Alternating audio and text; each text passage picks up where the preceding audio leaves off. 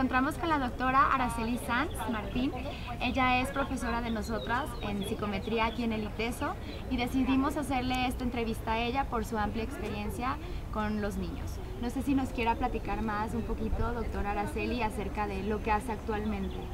Bueno, actualmente soy profesora e investigadora del Instituto de Neurociencias de la Universidad de Guadalajara y básicamente trabajo con dos líneas de investigación. La primera tiene que ver con el desarrollo de la memoria de niños y adolescentes y la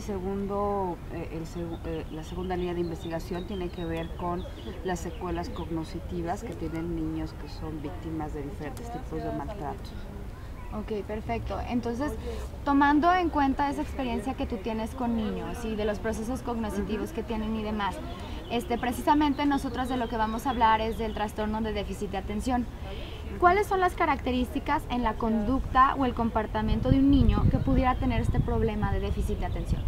Bueno, básicamente, primero vamos a hablar un poquito de cuáles son los tipos, ¿no? Okay. Porque varían un poquito de un tipo a otro.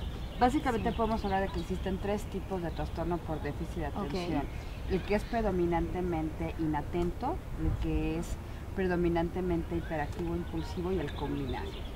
Entonces, básicamente en el predominantemente inatento lo que vamos a encontrar es una incapacidad del niño para poder poner atención.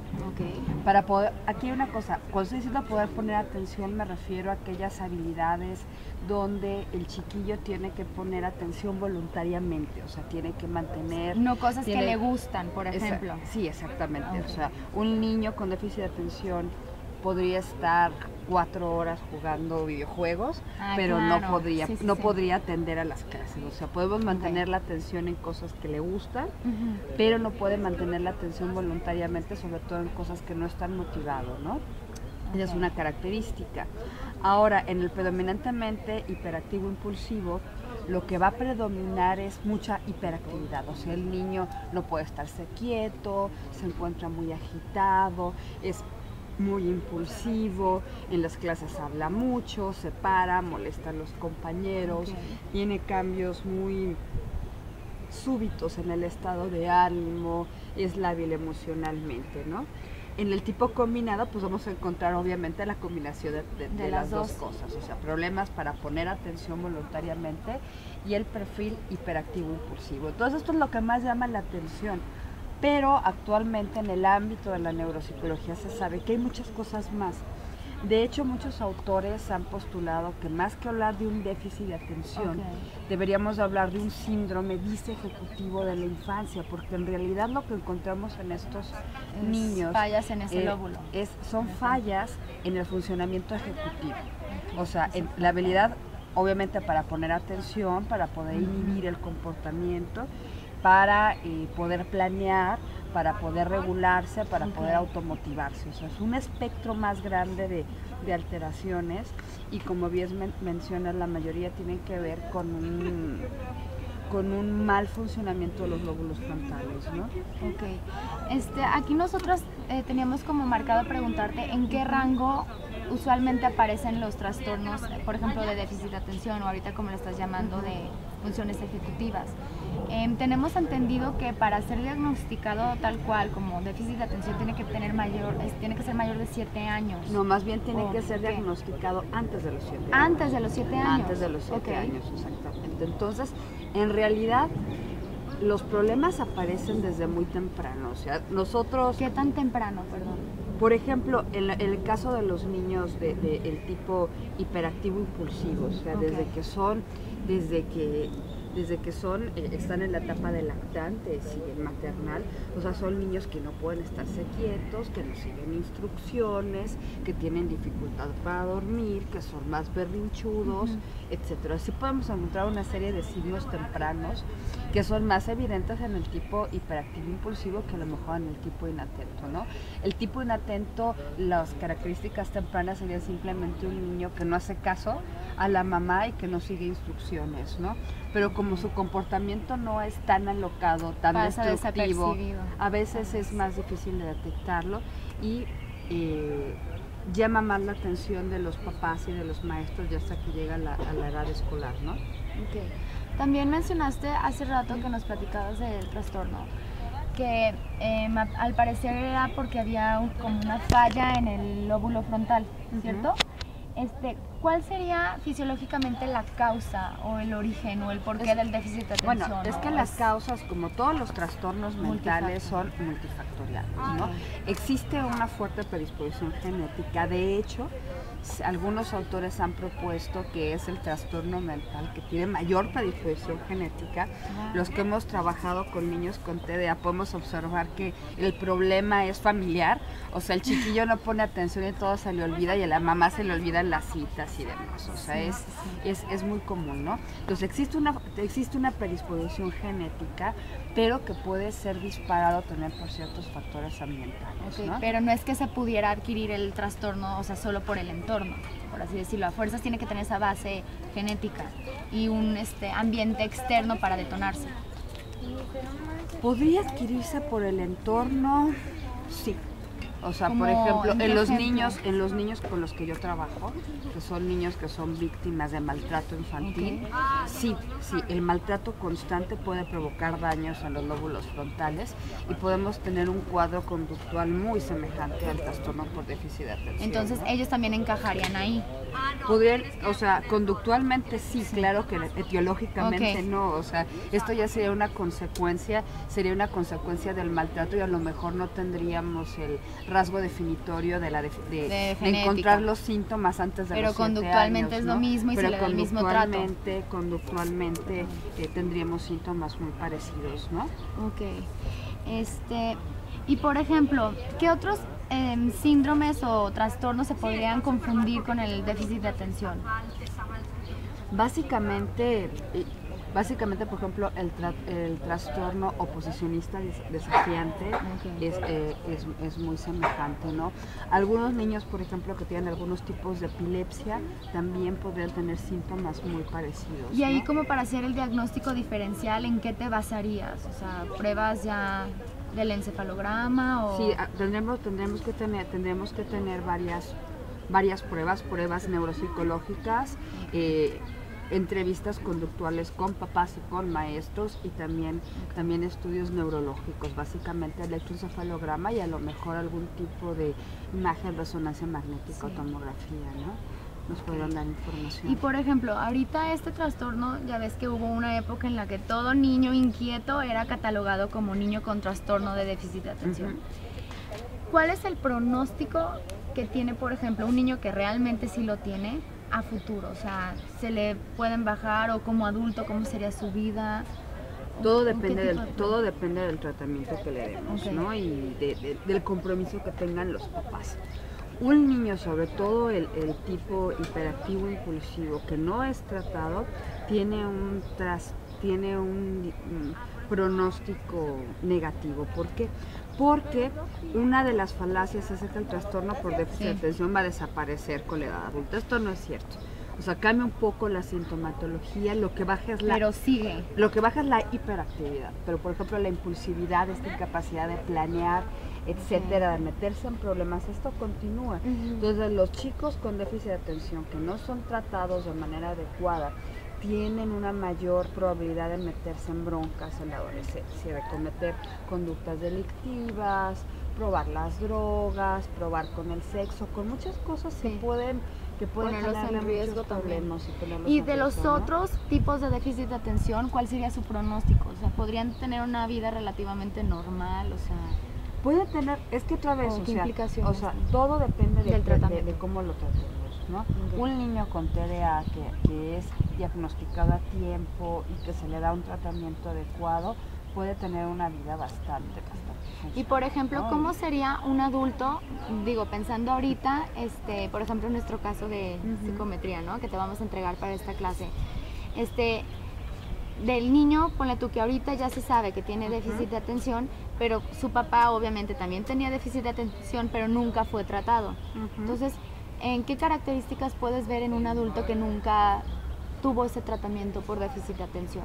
Lo que hemos encontrado es mucha impulsividad y y muchos problemas disejecutivos, o sea, les va a costar mucho trabajo ver a futuro, planear las actividades hacia el futuro, recordar las cosas, va a haber problemas con la memoria de trabajo, su vida va a ser un poquito un desastre, o sea, sin embargo muchos adultos, sobre todo cuando tienen una inteligencia elevada, pueden generar una serie de estrategias compensatorias, ¿no?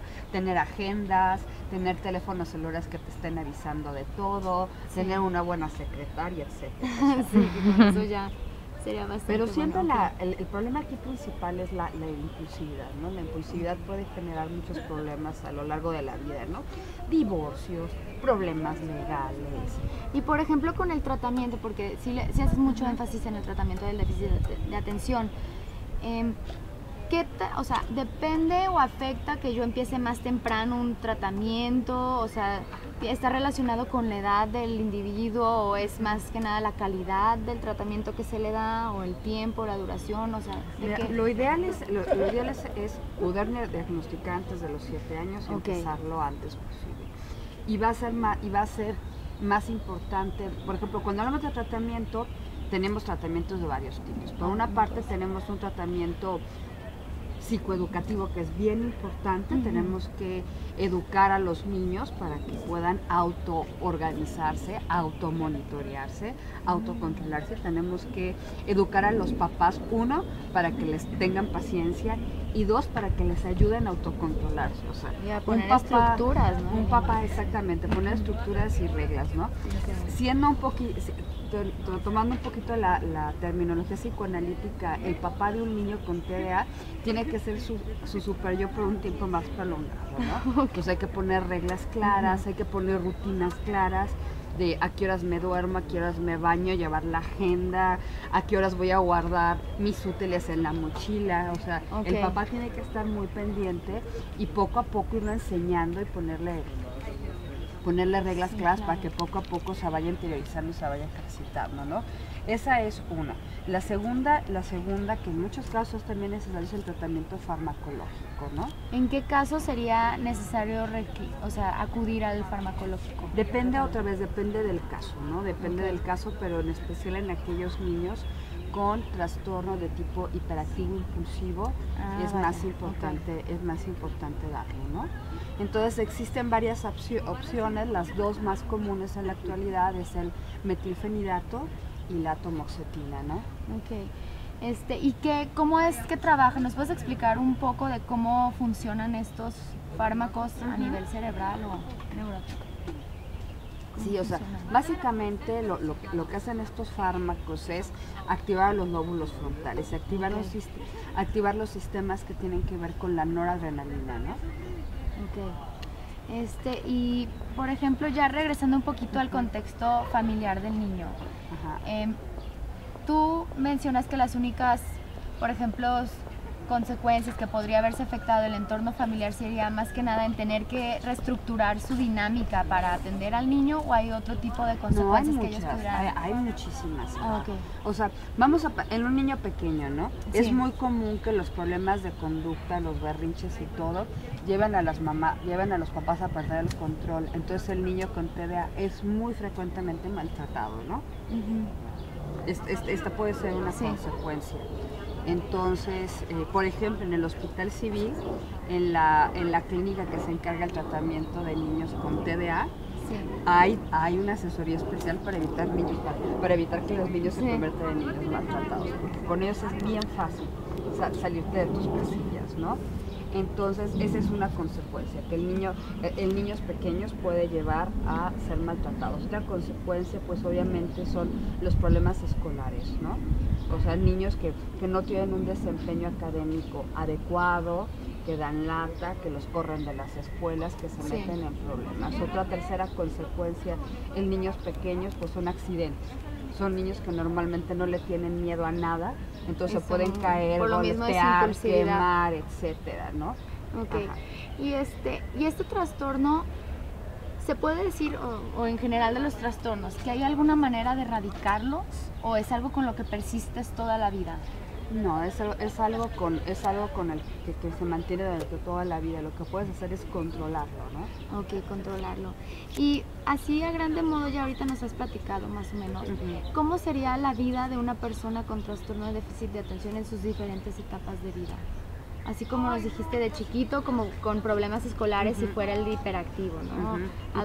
Y también el inateto, incluso el inateto puede ser peor, porque el inateto, como no da lata, normalmente es diagnosticado más tarde, ¿no? Sí, porque es el que le daría menos lata, por ejemplo, entonces se puede traducir esto en problemas de bajo rendimiento académico. Ok. Sí, no tanto como de conducta o de disciplina, ¿no? Que serían como los otros. Ya en adolescencia, por un lado el hiperactivo sería como el que va a querer probar muchas cosas, ¿no?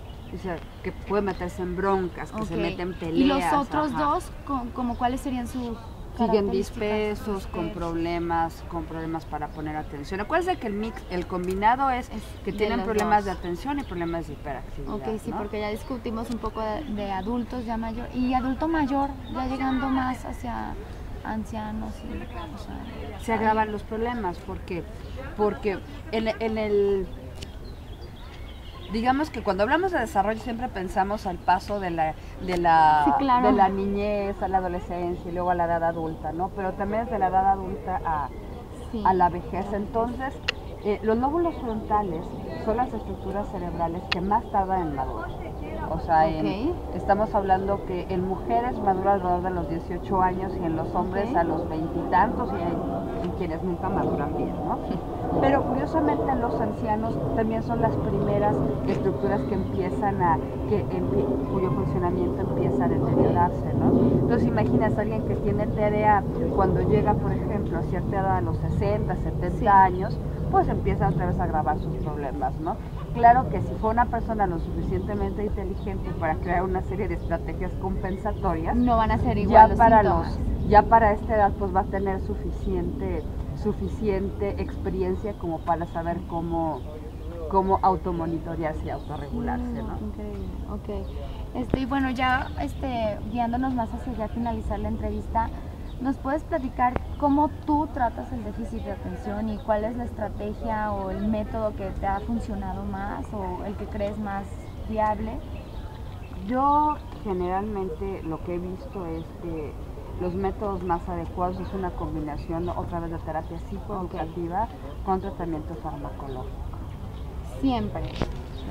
O el farmacológico lo dejas como... Es que otra vez, o sea, es como, hay que pensar en el paciente, no hay que pensar en la enfermedad, ¿no?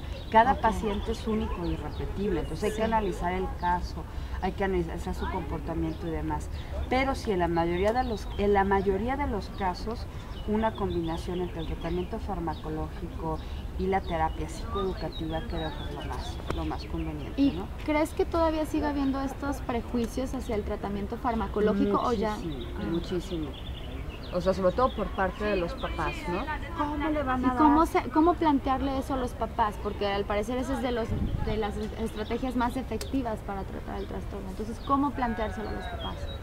Explicando en qué consiste la neuroanatomía un Exactamente, poco. Es que ese es un error que lo cometen muchos médicos, ¿no? Bueno, que llegan y se tiene que tomar esto porque lo digo yo, pero no, o sea, en este caso hay que explicarle a los papás con piedritas qué es lo que está pasando con su hijo, qué está pasando con su cerebro, si hay antecedentes familiares, que es muy probable, o sea, pedirle que se acuerda cuando él era chico, explicarle además cómo va a actuar el medicamento y cuáles son los efectos indeseables, que todo el medicamento tiene efectos indeseables.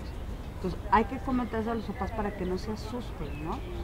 Y por ejemplo, de la cantidad, 100% de los que tú derivas o de los que se derivan a tratamiento farmacológico, ¿todos aceptan o en qué porcentaje de papás podrías decir que acceden ese paso a tratar a sus hijos con fármacos? Yo creo que, híjole, también depende mucho del grado de la gravedad, depende un poquito en el tiempo, ¿no? ¿Qué tanto les he conocido muchos papás que al principio se niegan y entonces se van. Recurren a las terapias alternativas, ¿no? Sí. Pues voy a llevarlo con el homeópata y con las flores de Bach. Pero cuando ya al chiquillo lo corrieron de 3 escuelas y demás, entonces ya como que les cae el 20. ¿Sí funcionan o nomás es...? Ok. Y por ejemplo también, ya después de esos que sí aceptaron tratarlo, ¿qué porcentaje continúa con el tratamiento? ¿O es ya de por vida que van a durar consumiendo fármacos? No es de por vida. Generalmente se puede probar en toda la niñez hasta llegar a la adolescencia y dependiendo cómo se comporta. Bueno, entonces, pues muchísimas gracias, doctora Araceli, por darnos este tiempo y pues esperemos que lo que nos platicó la doctora Araceli nos pueda funcionar a todos para después en un futuro poder diagnosticar y derivar a los niños propiamente. Muchísimas gracias. De nada.